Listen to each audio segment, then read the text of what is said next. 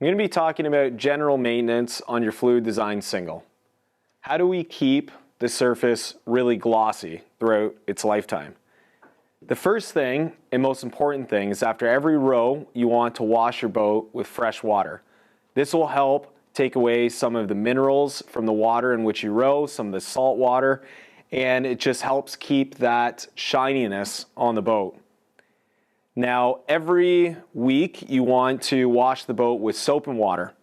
And again, that will help with taking away any of the grime and the buildup from where you row. Once a month, it's good to remove the rigger to ensure that the stern side thumb screws do not get seized inside of the rigger rail.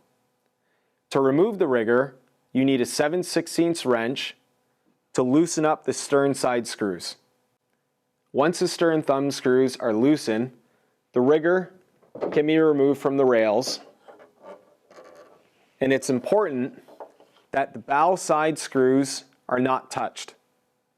This makes sure that when you reinstall the rigger, it's going to remain in square. Now, when the rigger has been removed from the rails, it's good to check that the nylon lock nuts are still tightened. You need a Phillips head screwdriver and a 3/8 wrench to make sure that they're tight.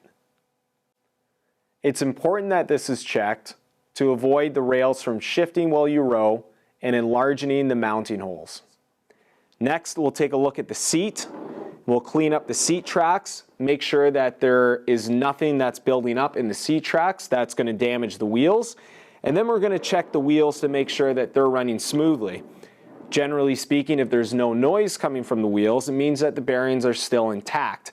About once a year, what I like to do is I like to get something that'll take away any of the stains that inevitably will start to build up on the surface of the boat. Now, a quick and easy way of doing this is with white vinegar on a rag. That will work really well for taking off any stains. Now, if you wanted to take that a step further, an electronic buffer and some cutting compounds, generally what you would use on a car, works really well with bringing back that original glossiness to the clear coat. And I'll show you what I'm talking about. This is an electric buffer that I would use on a boat, and the cutting compound, again, is just an automotive cutting compound. So an important thing to remember when you're buffing the boat is not to stay in one position for too long. That'll burn through the clear coat. So as you're buffing along, you want to make sure that you're always moving. Little dabs of the cutting compound here and there, and you'll start to get through the surface layer of grime or salt or minerals that accumulate onto the surface of the boat. Now, the clear coat that we use is an automotive clear coat. So anything that you use to clean your car could be used on the Fluidesign single.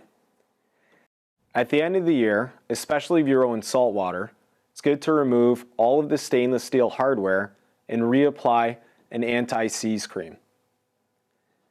All of the hardware that's found around the foot stretcher, including the stern thumb screws and the rigger rails, can be removed and the anti-seize cream applied. At the end of the year, it's good to check the integrity of the wheels.